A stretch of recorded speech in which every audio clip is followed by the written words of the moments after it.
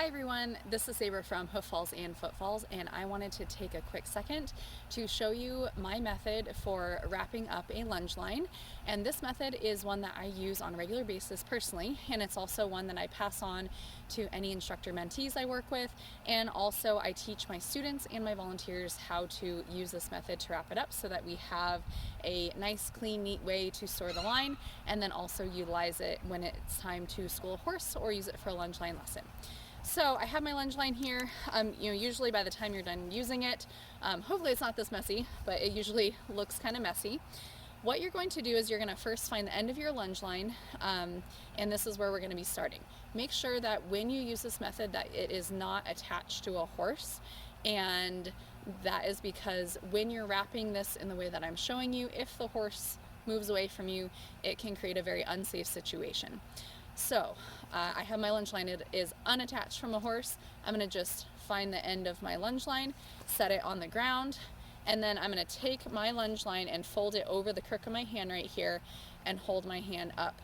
I'm right-handed, so I'm going to be using my dominant hand to wrap the line and my non-dominant hand to hold the line. So that's something too, that if you're working with a student who has any type of disability, or even a volunteer who maybe struggles with some motor skills, figure out what their dominant and non-dominant hand is, and that can help set them up for success. So I have my line over the crook of my hand, and then I'm going to keep light pressure here just for the first couple wraps. I'm going to slide my hand along the line to make it flat. I'm going to take it under my elbow here, and then I'm going to bring it up and over my hand. So I have it lightly set around. Now some people like to really crank down on it, but then it gets stuck on your arm. So you want just enough tension so that it holds it on your elbow and on your hand here. So I'm going to keep taking my line around here and just making sure that I'm straightening out the line as I go. And you can see that as I bring it around, it's all nice and laying flat here. So I'm going to keep bringing it around under my elbow, over my hand, under my elbow, over my hand, under my elbow, over the hand, and I'm going to keep wrapping until my line is here just like this, okay? So now my line is setting on my arm, and I'm going to grab the top here, carefully remove the arm that it was wrapped around, and you're going to see now that everything is kind of nicely here in a coil. I'm going to take this portion of my lunge line, so the clip end, as I'm firmly holding the top here, I'm going to wrap this around and through just like that.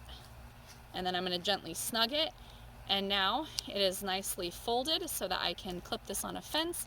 I can hang it on a hook in my tack room, and this is just a super simple way to store a lunge line neatly and in a way that when you're ready to use it, you just untuck it, you find the end the end of your lunge line, tripping over my words today, and then I can easily set this up for my next lunge session with my horse or a lunge line lesson with my student.